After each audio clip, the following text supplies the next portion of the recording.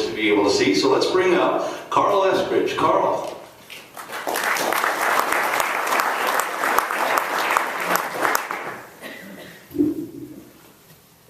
It's great to be here and to see you all and to talk about Lincoln. It's a wonderful town.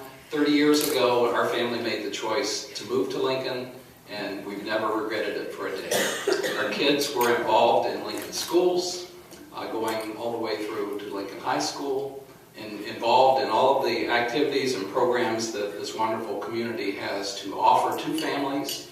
The YMCA, the parks, the after-school kinds of activities, music, drama. Yeah, adolescent girls, drama, imagine that. Lincoln is a tremendous, tremendous community. And having grown a family in this community, when they were grown, when they had children of their own, it was an awakening experience for me to all of a sudden realize, hey, there's this little person who's in my life, in my world, and suddenly these issues and needs in our community become real. They have a face. It was time for me to consider ways to give back to this community.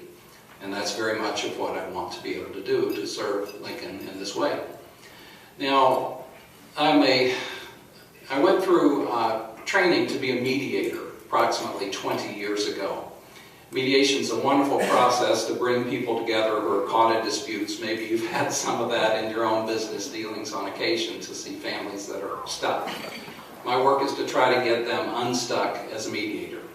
I had the opportunity to go to work in the state capitol as an ombudsman, so I help people fix and resolve their state problems. It's the kind of skill, the problem-solving skill, that I'll bring to the office of City Council. I've been very involved in the Lincoln community for 30 years, involved in many different areas and arenas. Most recently, I'm involved with the Lincoln Citizens Police Advisory Council.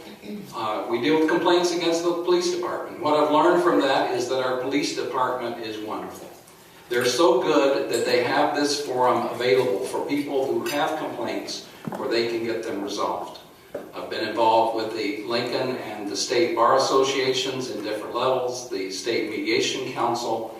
The arts community, was chair of the Lincoln Arts Council when we did the Tour de Lincoln Bike Project, and also the Stories of Home Project, which told stories about Lincoln families, and I know that this community was involved in that project when it happened. Love this community. I hope to serve it in this position. Thank you very much. Thank you for being here. Surprise, surprise, I'm the last one to go. Being my last name, Wright, I usually am the last one to go. I'd just like to briefly introduce myself. I'm Chad Wright, and I'm running for City Council in District 4. I'm a small business owner. I've started a business when I was 14 years old, me and my brother and I have been doing it ever since. I'm married to my lovely wife, Natalie, and we are the proud parents of 3 beautiful daughters, Olivia, Jane, and Charlotte. And I was talking to some people at the table, and they said, well, the reason why you stay so skinny is you have to chase your daughters around. And I said, well, I think it's the other way around. I stay skinny because they're chasing me around. But I know the importance of investing in the community. And I know the importance of holding the line on property taxes. And I submit to you that one of the ways that we invest in the community, we invest in the future, is by making sure we don't raise property taxes, that we don't burden businesses with regulations and fees that they can't afford. What's interesting is we're having a discussion right now in the city about the budget. You're all aware of it. And we hear a lot of people say Lincoln's doing great because Lincoln is doing great. I live here with my wife and children. I'm a small business owner here, and I'm running for City Council. I'm an alumni of UNL. I got my JD from UNL. I love Lincoln. That's why I'm here. But we hear a discussion about Lincoln's doing well. When we look at other cities throughout the country, we're doing really well. And then they say, but the budget is really tough. We're going to have to look at raising property taxes. But I submit to you, the reason why we're doing well here is because we've held the line on property taxes. We've found ways to balance the budget without burdening families and businesses. Families and businesses in this recession have had to balance their budget by making necessary cuts. We should expect the same from the city, from City Hall.